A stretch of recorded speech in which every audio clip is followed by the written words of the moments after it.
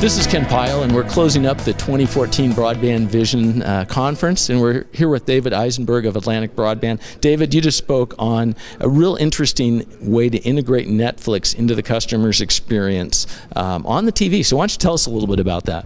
Sure. So we leverage our TiVo platform to bring Netflix to our customers in combination with our traditional linear and on-demand services.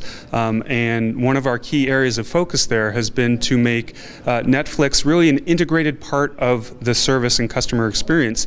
So we've actually worked with TiVo and made Netflix a channel on our lineup. So customers can tune to channel 824 if they're in Johnstown, Pennsylvania, click their remote, and that will launch the Netflix app. So it really is a tremendously simple way for customers to access Netflix. It's also very easy for reps to communicate it because they can just say to a customer, hey, have you heard about our new Netflix channel?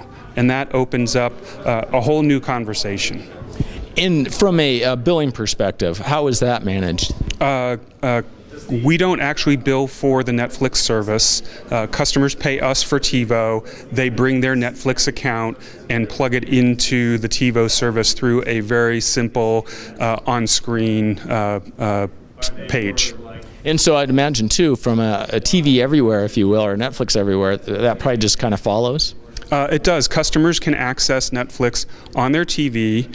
They can search on it through our Atlantic Broadband TiVo app and watch it on their iPad through their Netflix app, or they can watch Netflix as they do, some people do, on their laptop or desktop computer. Now, you had some interesting numbers for engagement as far as people using this.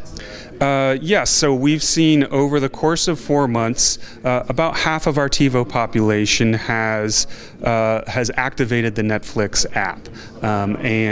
So certainly a chunk of those are new Netflix subscribers, but a large portion of current Netflix customers who have our TiVo are now using the TiVo platform to access Netflix. And many of those, about 30% of those, are doing it on a daily basis. So we're thrilled about that because they're getting extra value, and we know that we're going to keep them as a subscriber. And are you seeing then a reduction in churn as well? You know, our churn rates have gone down over the last few months. I don't know that I can attribute that primarily to Netflix at this point.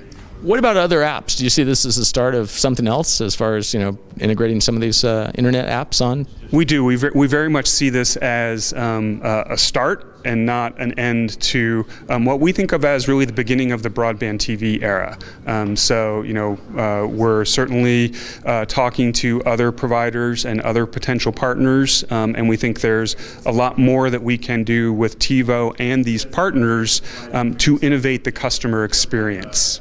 Now, I know you're in the marketing side of the thing, but I'm going to ask a semi-technical question. I'm kind of curious, have you seen a huge spike in demand on your broadband, for the Netflix app, making it easier to get to? We haven't yet.